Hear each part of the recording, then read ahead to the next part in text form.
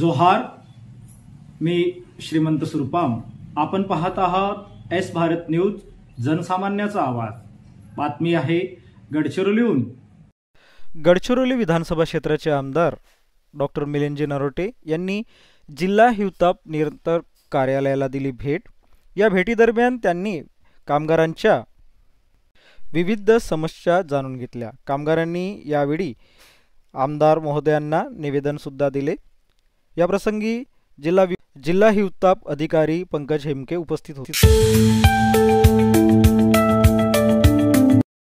तर तिकडे गडचिरोली चिमूर लोकसभा क्षेत्राचे खासदार नामदेव किरसान यांनी बिहार व पश्चिम बंगाल राज्यात निवडणुकीपूर्वी घेण्यात येत असलेल्या मतदाराचे विशेष सखोल पुनर्विमर्शन करून ज्यामध्ये जन्माचे पुरावे नसल्यास अशा मतदारांचे यादीतून नाव काढून टाकण्यात येत आहे, त्याविषयी आंदोलनामध्ये सहभागी झाले होते.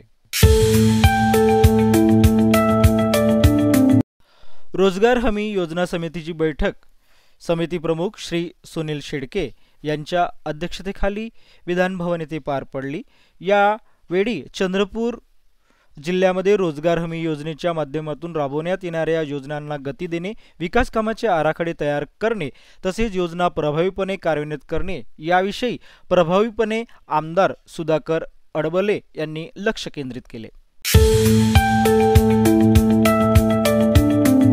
पीक विमा व अन्य प्रक्रिया योजनांचा लाभ घेण्याचे गडचिरोली जिल्हाधिकारी यांचे आवाहन.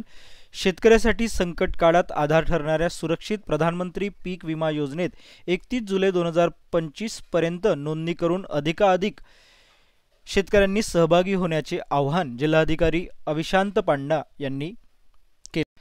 जिल्हाधिकारी कार्यालयात जिल्हाधिकारी अविशांत पांडा यांच्या अध्यक्षतेखाली ही आढावा बैठक आयोजित करण्यात आली होती.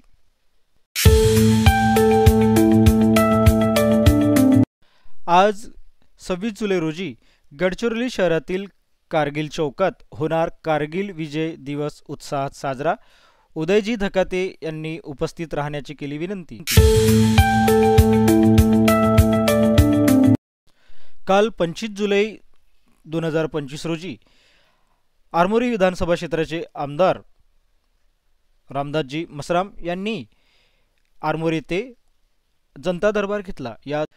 या जनता दरबारमध्ये आरमोरी तालुक्यातील नागरिकांनी आपल्या विविध समस्या आमदार महोदयाच्या पुढे मांडल्या आणि त्या समस्याचे निराकरण करण्याचे आश्वासन आमदार रामदासजी मसराम यांनी उपस्थितांना दिलं आहे.